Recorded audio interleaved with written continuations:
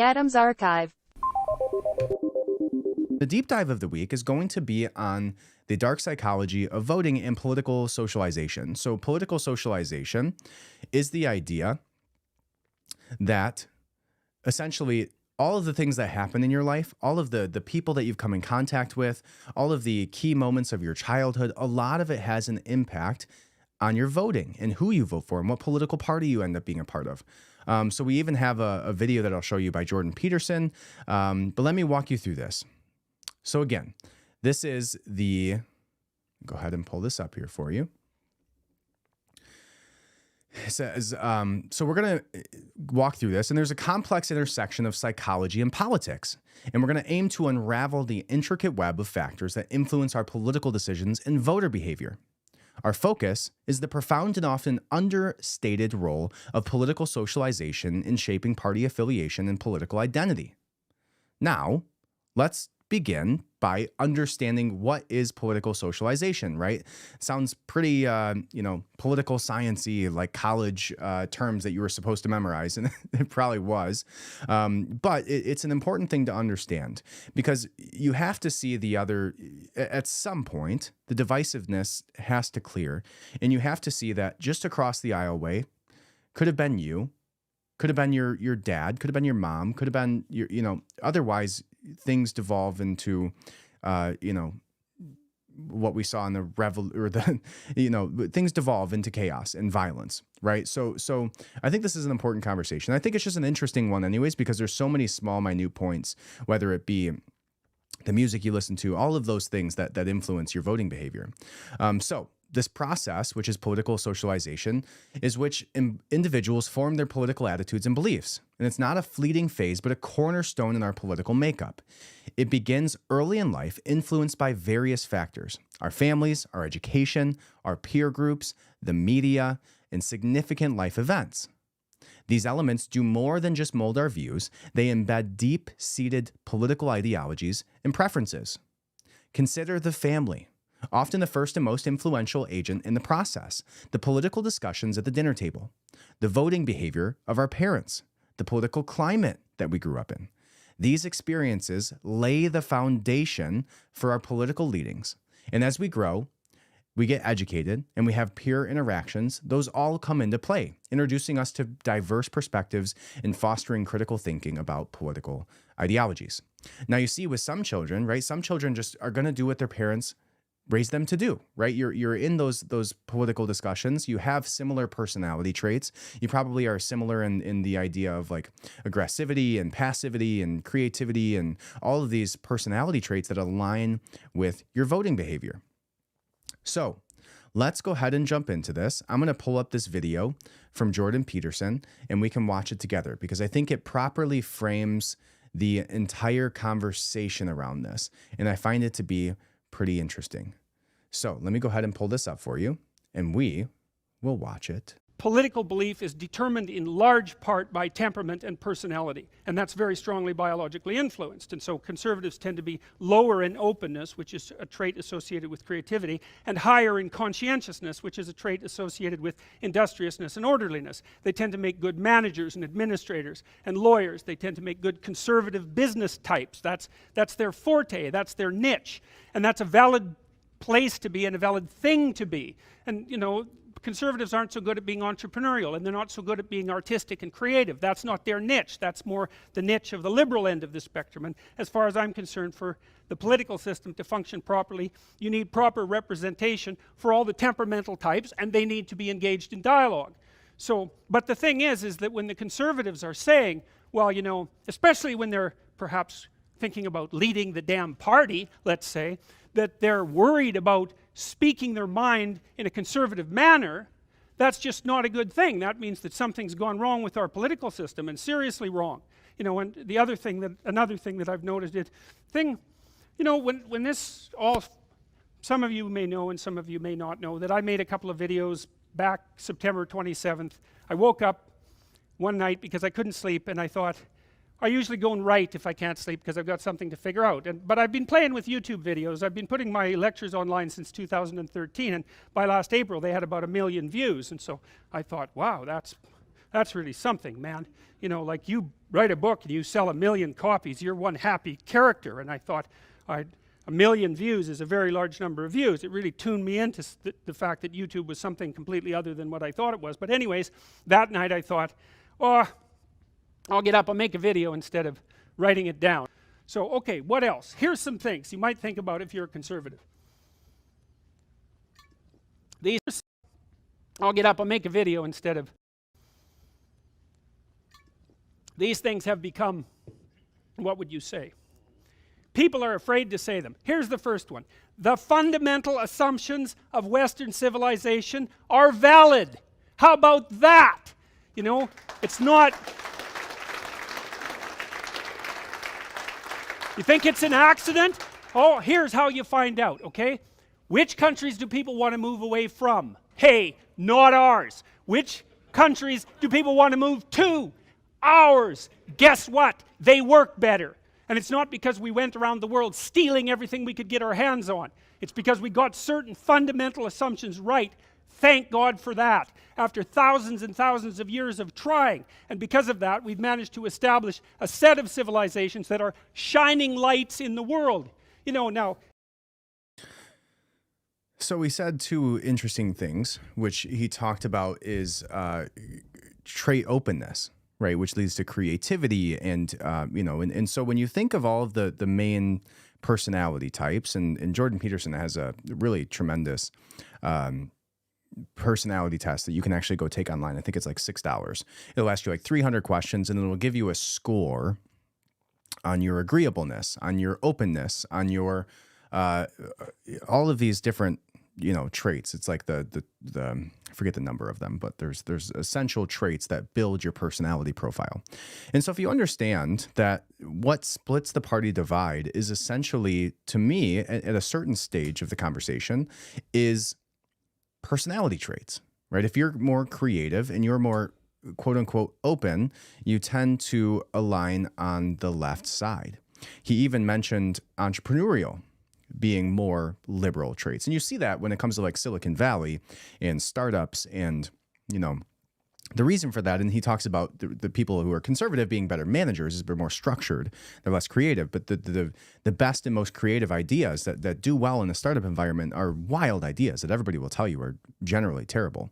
Right? Take Airbnb, for example. Hey, let everybody crash at your house for a night, and you know you charge them money, and then you come back and your house will still be there. It's like, that's a kind of a weird idea. I don't think I'm gonna do that. Or Uber. Right. I think you should press a button on your phone and then some random guy will show up and you should jump in his car and it'll take you somewhere. It's like, I don't think that's a good idea either.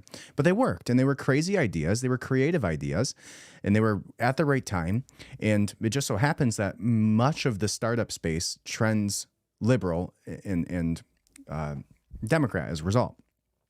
And much of the higher levels, the C-suite of organizations and the high-level managers and the people who actually run the operations of the business tend to be more conservative. And the reason for that is because they're much more structured in their thinking. They tend to abide by, you know, rule sets that tend to make things move along. If you're hyper creative, you can get too creative and you get too far out there, and now you can't create a successful business. So the ideal world is you have a large amount of creativity and you can borrow some structural foundations to properly execute and build an idea into something that's great. Like all of the great foundational leaders, you think of Steve Jobs, highly creative. You think of Jeff Bezos, highly creative. I don't know if Jeff Bezos would be a liberal per se, but they were able to borrow from both sides. They weren't hyper one side, they weren't hyper the other. And so what we're basically looking at when we're voting to a certain level, because there's critical thinking and people who change their minds, but to a certain level, I would be really interested, and maybe this is something that we can find out, is what percentage of people change their voting registration from Democrat to Republican. And this is, let's go ahead and find it out. I bet you there's been an answer. So let's go to ChatGPT. And I will ask it for us. Because to me, it's like we're almost looking at a spectrum of personality when you look at the spectrum of political affiliation. And, you know, there will be creative people who vote conservative, and there will be highly structured and structured people with low trait openness and high trait or low trait agreeableness. You know, I was in the 1th percentile of of agreeableness, meaning if there's 100 people in the room, I'm the most disagreeable person in the room. Who would have thought? But surprisingly, not surprisingly, if you know me, but I'm generally a very creative person. I have a lot of ideas. I'm very entrepreneurial.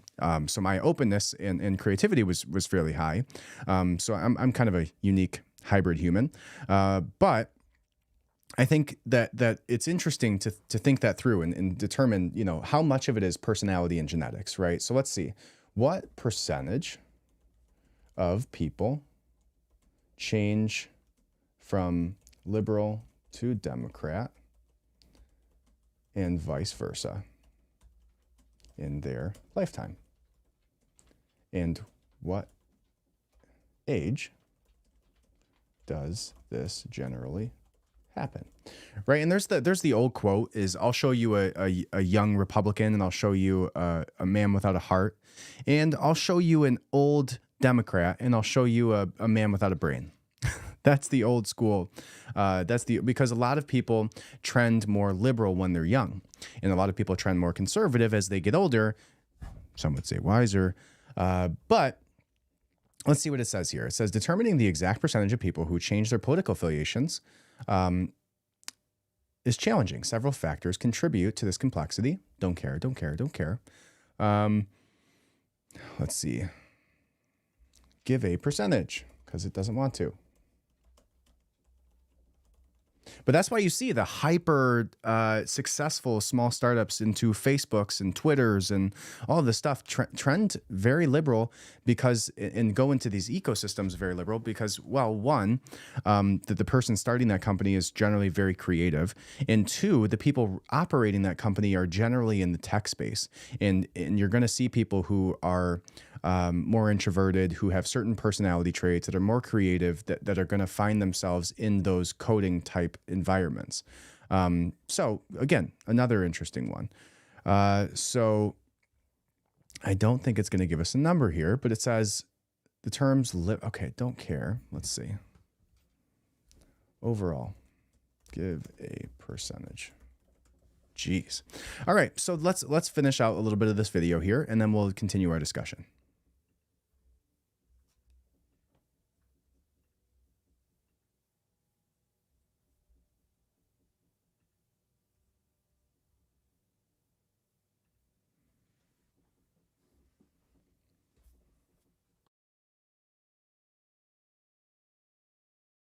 You can be pretty damn filthy and still be a shining light in this world, right? Because if you look around the world at the state of governance in most places, it's like the most pathological, corrupt, and vicious thugs rule. And to stand out as an illuminated light against that background isn't so difficult. But nonetheless, you know, we're as good as it's got. And unless we can come up with something better, we should be very careful about messing around with that. So why don't we start with the assumption that we're doing something right? One of the things we're doing right, for example, is that we actually value the individual, right? The individual has intrinsic value in Western societies. Do you know how long it took people to formulate that as an idea? And how unlikely that idea is, that poor you, you know, useless, powerless you, with all your damn faults, you're actually worth something. You're worth something to the point that the law has to respect you. Assumption number 2, peaceful social being is preferable to isolation and to war. In consequence, it justly and rightly demands some sacrifice of individual impulse and idiosyncrasy. Okay, because it's not.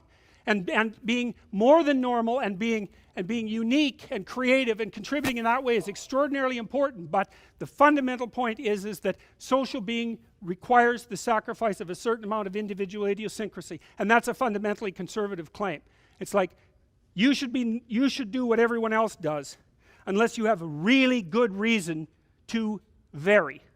It's a good rule. It's like you do what people have done throughout time.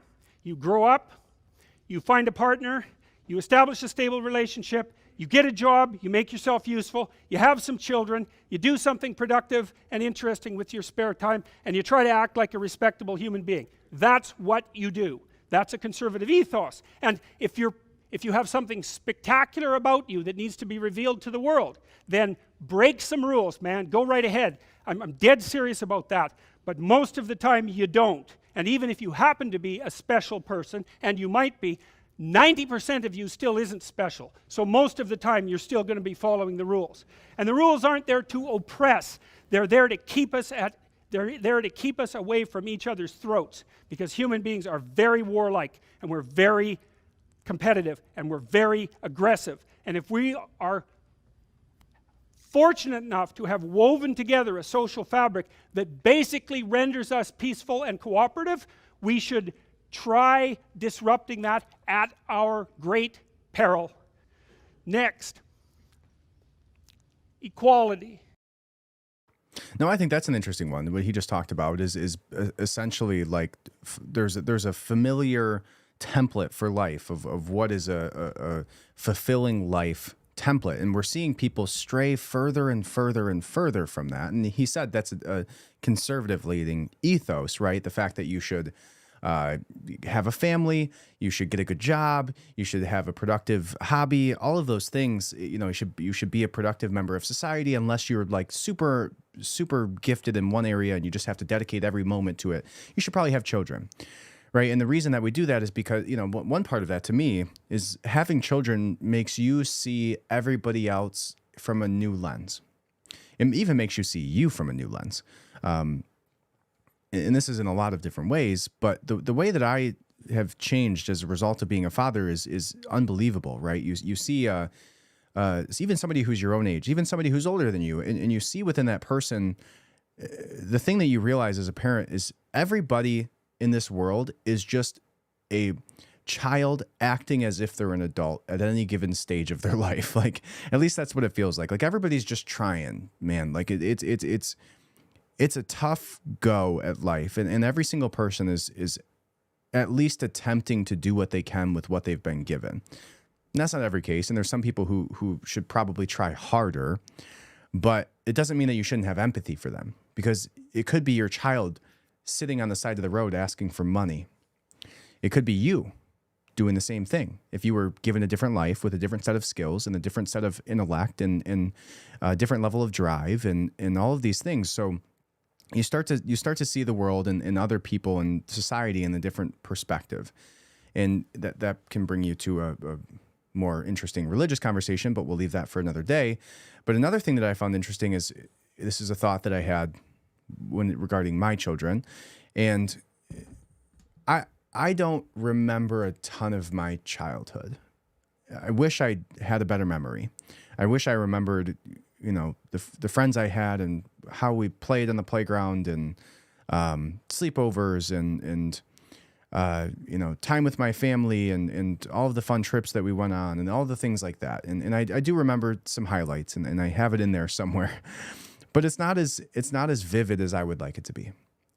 And so when you have a child, you have to realize too, and I think about this, is like, it's very easy to write off your children's experience because it's like, oh, they won't even remember this, right? Like, oh, maybe I shouldn't have acted that way, but they'll probably forget it because I forgot what my parent did to me in that situation too, right? Like, but that's a dangerous path to go down.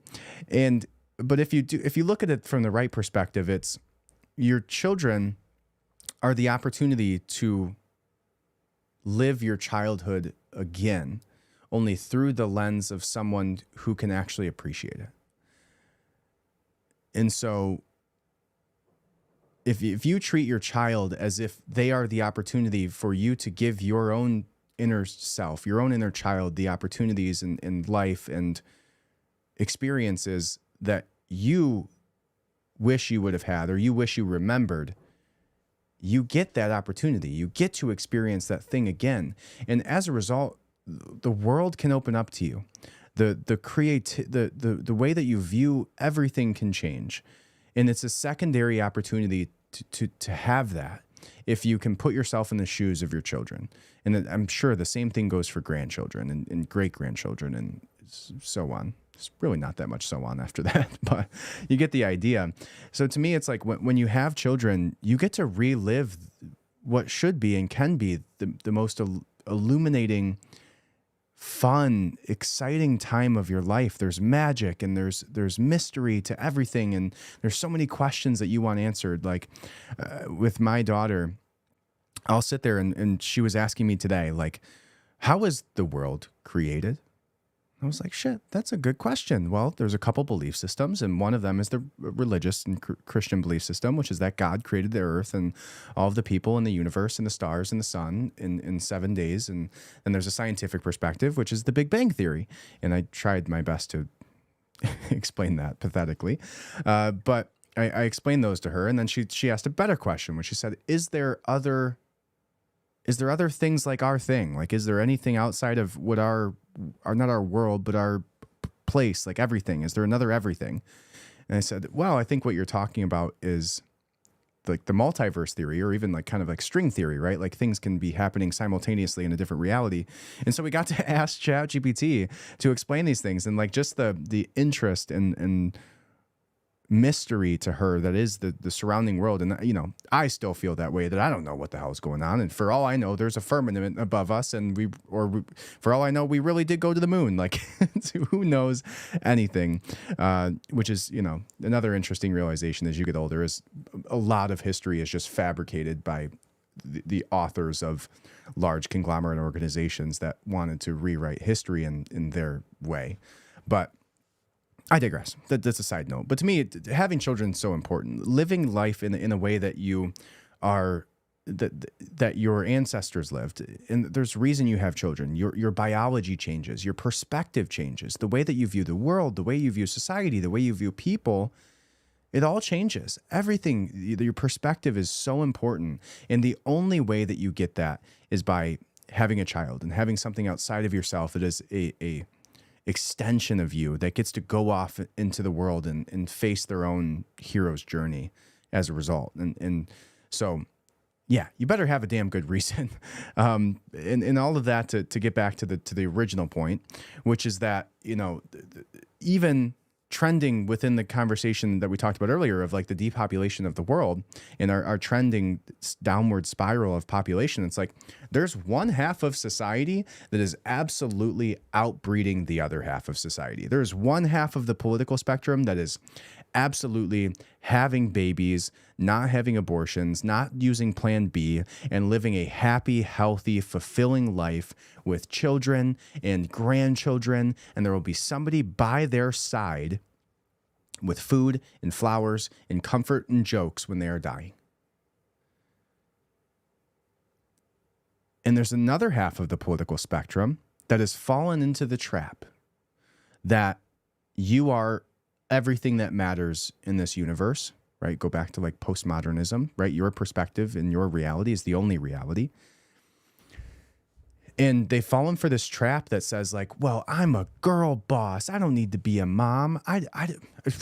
Those stay-at-home moms are just whatever, right? Like fill in the blank. And this culture has been tricked into believing that the mom should be, you know, that the ultimate goal isn't to be a mother or a father in life. Like that is everything.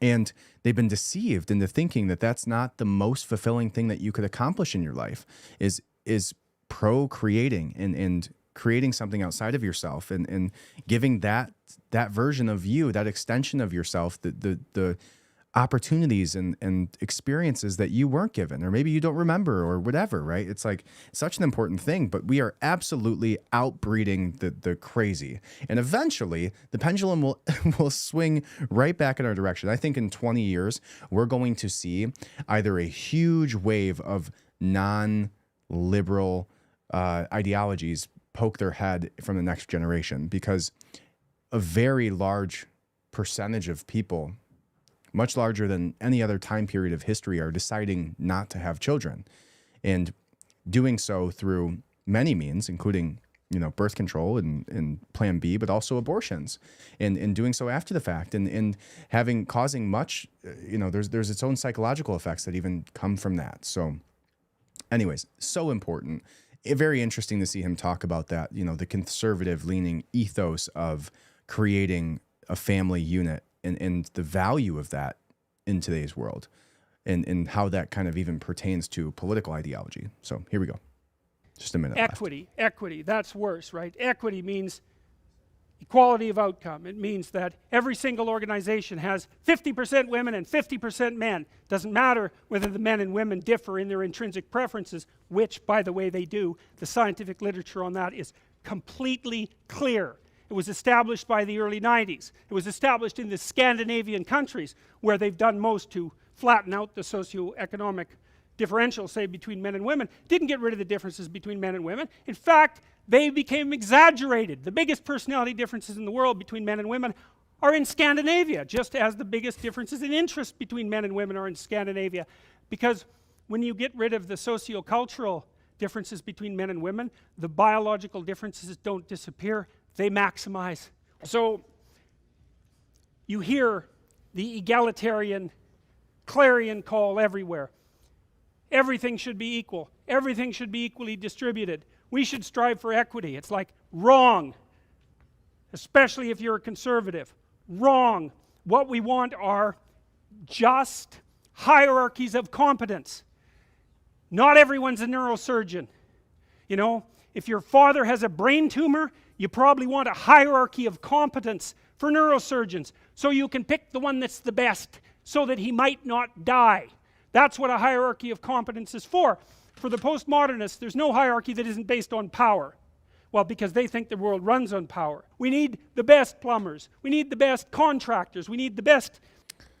All right. So, yeah. And so that touches on another conversation, which, you know, there wasn't as much political socialization aspects within that I was expecting. But there are some interesting points there, which even talks about gender, right? There is a specific divide when it comes to voting percentages that are tied to gender.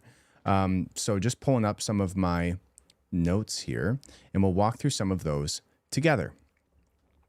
So here are some of the statistics and formations of political affiliations. So here's what I have written up here.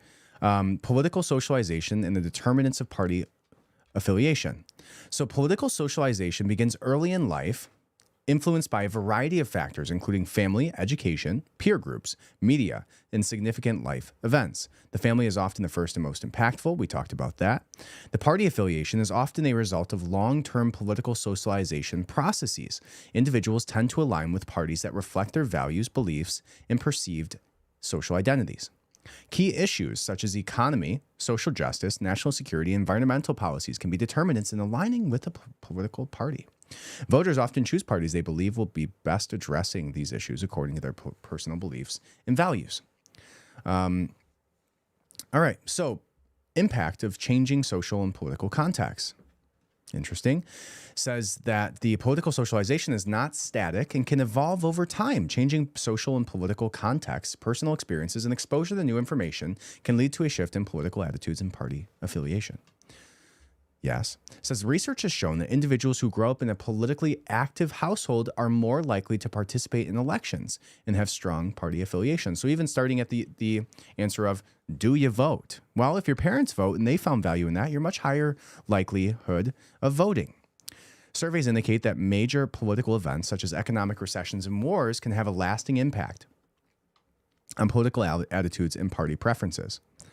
Political socialization is the interplay of personal experiences. We talked about that. All right. So geographic location. So people living in dense urban areas like New York City, San Francisco, often leads toward the Democratic Party, while those in rural areas, like we know that. But why, right? What is it about that makes it, you know, what I think that comes down to is that when you're shoving a group of way too many people into way too small of a space, then there's not enough resources to go around, and there's way too much oversight happening. There's going to tend to be, economic disparity, right? There's going to be people who make lots of money, as you see in every downtown area. There's like high rises with beautiful penthouse suites that are $5 million. And then there's also, you know, shitty slummy areas where homeless people are 3 minutes down the road, right? Also occupational field, educational, and field of study. It says that individuals with advanced degrees in social sciences lean Democratic, while those with business degrees lean Republican. Okay. Religious attendance. That's probably obvious. Consumer preferences and habits says a preference for electric cars like Teslas might correlate with democratic leanings. You don't say. Social networks, if somebody's friends and family is predominantly Democratic, they are more likely to align with the Democratic Party, and vice versa for Republican circles. So your actual social network in general, not social media networks, attitudes towards change and tradition, travel experiences, hobbies and recreational activities. This is a good one. Enjoyment of outdoor activities like hunting might correlate with Republican leanings, while urban hobbies like yoga might be more common among Democrats. Huh. Who'd have thought? Life experiences. Someone who has benefited from social welfare might support Democratic. Yeah. Psychological traits. Individuals with high openness experiences, which is what we talked about, as a personality trait might lean Democratic, while those with high conscientiousness might lean Republican. Dietary choices, pet ownership, sports fanaticism, while fans of soccer or basketball could lean. So this is great. Fans of NASCAR and college football are more inclined to lean Republican, while fans of soccer or basketball lean Democratic. So the two biggest pansy sports there is are generally Democrats. Interesting. Who'd have thought? I would have. Individuals with interests in organic gardening or native plant landscaping might lean Democratic. Those who prefer traditional landscaping. Decorative preferences, literature choices, holiday preferences, tech usage, movie genres, commuting habits, craft and DIY interests, enthusiasts of crafts like knitting or pottery might lean Democratic, while those who engage in woodworking or metalworking might lean Republican. Sleeping patterns, early risers might lean towards conservative ideologies, valuing traditional structures and routines, while night owls could lean liberal, often being more open to experiences and non-traditional lifestyles. Isn't that funny? So if you take all these into account, let's like really archetype this person. Let's just like start from the top. We have a political, let's see, what did I say? Social sciences degree, who doesn't go to church, drives a electric vehicle, likes to do yoga. Nothing against yoga. I like yoga. Likes to listen to, it says classical jazz, leans more Democratic. That's interesting. It says dog owners who are of certain breeds like Labrador retrievers and German shepherds are more Republican, while cat owners with non-traditional pets like reptiles might skew Democratic. Wow, that's an interesting one. So a soccer-loving, reptile-owning, knitting and gardening Tesla driver. Who do you think that is? Yeah, well, but isn't that interesting? Like you can archetype these things and there's stereotypes for a reason. Like why does that matter? If you would like to knit, why does that make you a Democrat? If you like to hunt, why does that make you a Republican? It's such a weird distanced correlation for me but the causation is just like almost too high, right? You can't say it's causation. Obviously, if you hunt, it doesn't, maybe it does. Like if owning chickens will definitely make you a Republican. But it is. And I guess there's something to that, is like realizing that you don't need daddy government, realizing that you can have intrinsic freedoms that aren't just gifted to you by those in power. No, they're your freedoms. And you are given those regardless of what government says about it, right? We hold these truths to be self-evident. We were given these freedoms by God, not by the government, not by Joe Biden, not by the tech overlords who determine censorship and what we can and cannot say. No, we hold these truths to be self-evident. We have a right to life, liberty, the pursuit of happiness. We have a freedom of speech. We have a freedom to bear arms. All of these things that are the most important were rights given to us by God, not allowed by daddy, right? And so maybe some of these things are just gateways, right? I assume if somebody watched soccer, right, and you really like soccer, but then you watch some hockey or watch some UFC, you might realize That's a little bit cooler than soccer. If you start knitting and you see, I don't know, what were some of the hobbies, whatever you want to say about a Republican. It's just so interesting to me that there's such a correlation between personality traits, hobbies, interests. All of these little buckets that you can put on is just like a perfect archetype of the situation here. And again, this isn't anything against. This is against you if you knit. Sorry, like there's some cooler things you could do with your time. It's also against you if you like soccer or baseball over football or hockey or the UFC or jiu-jitsu. Definitely against you, but not against you if you're liberal. I don't care what you vote for. I do think there's some, we don't need to get into all of that. I'm not going to apologize, but I'm also don't, align perfectly conservative. But anyways, let's go on. Language usage. Concrete language could correlate with conservative leanings, while preference for abstract, nuanced language can indicate liberal. Clothing brands. Vacation choices. Humor preferences. Gadget preferences. Social media behavior. Recreational reading material. Artistic preferences. Parenting styles. Attitudes towards time. A more flexible and relative view of time might indicate liberal leanings, reflective adaptability, and focus on present experiences, whereas a punctual, regimented view of time might suggest conservative leanings. Yeah, try that in the workplace, bud. Gender and voting behavior. The influence of gender on voting behavior and political affiliations is a critical aspect of electoral dynamics, reflecting broader societal trends in gender-related issues. Historical trends, gender differences in voting patterns have evolved over time, influenced by changing social norms and the political empowerment of women. Initially, women's voting patterns were similar to those of men, but over time, distinct gender-based preferences have emerged. Interesting. Gender gap in partisan affiliation. Says the gender gap in partisan affiliation has been widening, with women increasingly leaning towards the Democratic Party in the United States, a trend observed in several elections over the past decades. The shift can be attributed to a variety of factors. The presence of female candidates, particularly high-profile positions, also influences gender-based voting. Interesting. Statistics. It says, according to Pew Research Center, in 2018, U.S. midterm elections, 59% of women identified as or leaned towards the Democratic Party, compared to 47% of men.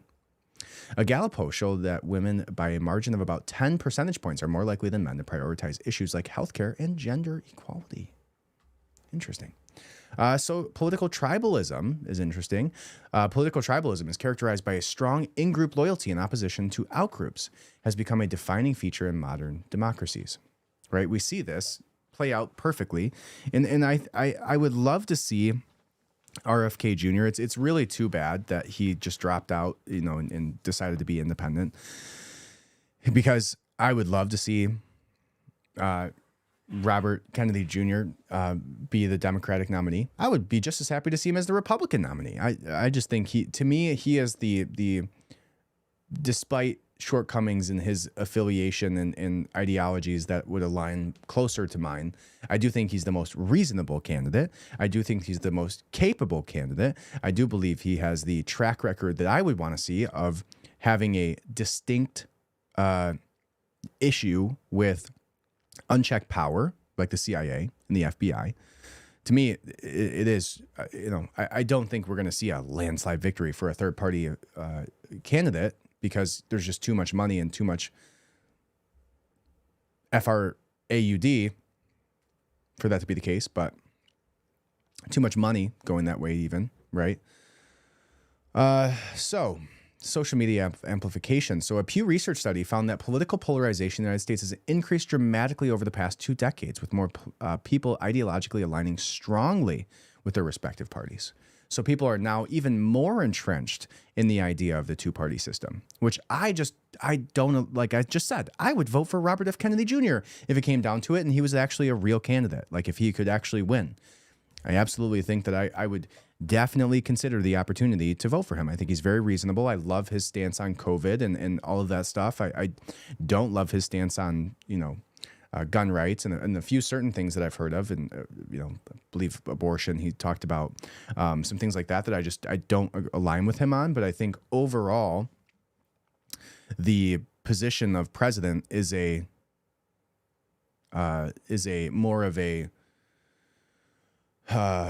figurehead than anything, and he aligns more with the figurehead that I would see demonstrating competency and the checking of power within our government than anybody else at this point. So there's some really interesting subpoints that we could get into. This has some things about media bias, only 3.4% of, wow, that's a crazy one. So let's talk about that. Only 3.4% of U.S. journalists identify as Republican. So 90%, 97% of journalists that are out there today are liberals, are Democrats. And you wonder why our media, and this even goes for like people writing for Fox News. I'm sure it's not all conservative journalists. Like, that is crazy. I just wonder why that even would become the way that it is, especially in today's environment where like the old school journalist is just the epitome of what I would like to see in today's world. Like exposing government corruption and calling out all of the things that are wrong about our politics and everything like that. Like that used to be the cigarette in their mouth with like an investigator's hat in a notebook, and they would go find the truth. Like that used to be the old school journalists. 97% of journalists are liberals. So how do you function in this society where 97% of the articles, 97% of the opinions that are being pushed into the public psyche are not aligned with 50% of the country? And to me, it's just so wild that it is a literal 50-50 split. Like, how does that even happen?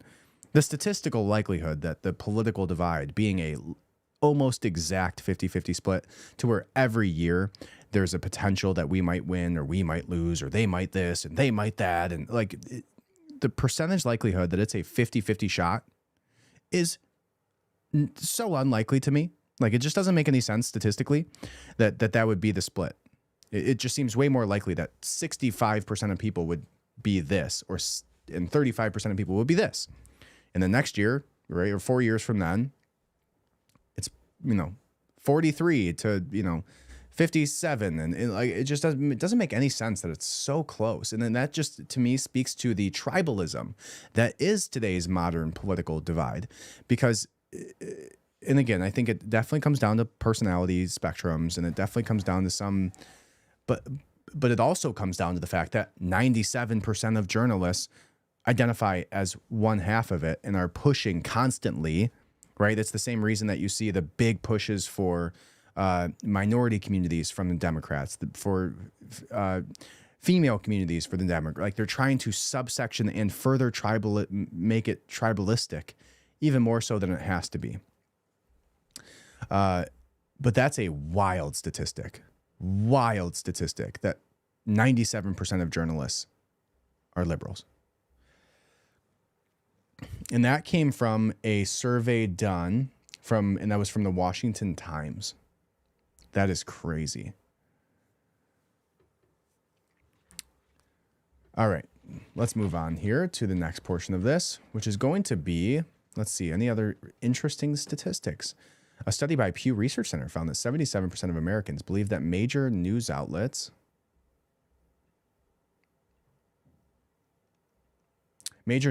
report with a bias? You don't say. Highlighting widespread concerns about media impartiality. Analysis by Harvard University showed that coverage of certain political figures and issues varied significantly across different news networks, reflecting a varying degree of editorial slant. Yes, again, if you need a good news source, you should, and I signed up with ground.news, and they will show you, like it'll tell you the article title, you can click it, it'll tell you how many people or what organizations with what political slant recorded what about that article or who reported none of it. And it gives you all these really interesting statistics. I highly recommend that more than anything else that I've, news-wise that I would recommend to you. And then here's the more interesting part of this too, which is the psychology of political campaign strategies. All right, now there's a whole section on this, and this actually might be it's pretty long. I think this might be a discussion for a whole nother day. So we will do that. Emotional manipulation and political advertising, the cognitive dissonance in politics, I want to give it its due, and I, gotta go to bed at some time, guys. Psychology of political campaign strategies, countering media bias, all of that stuff. So we will save that for another day. In the meantime, I hope you have a wonderful day. I hope you appreciated the conversation. I hope that I gave you some reflection on maybe why you vote the way that you do, and you start to question the construct that is your social political identity and say, hey, do I agree with literally everything that everybody on this half of the country says I should agree with? Or maybe I have some varying degrees of thoughts on these topics. Maybe there's a spectrum within my own thought processes that are on one side or the other. And I can't point to too many things that I, differ from, but I can point to several that I wholeheartedly believe, when it comes to psychedelic legalization, when it comes to some social programs. I think there's some room for them. But again, if I, anyways, I hope I gave you some reflection. And in the meantime, head over to YouTube, subscribe if you're there right now. I appreciate you. Subscribe on Apple Podcasts, Spotify. Leave a 5-star review if you appreciated this conversation. I appreciate you, and I love you. I hope you have a great day, and I'll see you next time on the Adams Archive. Adams Archive. Adams Archive.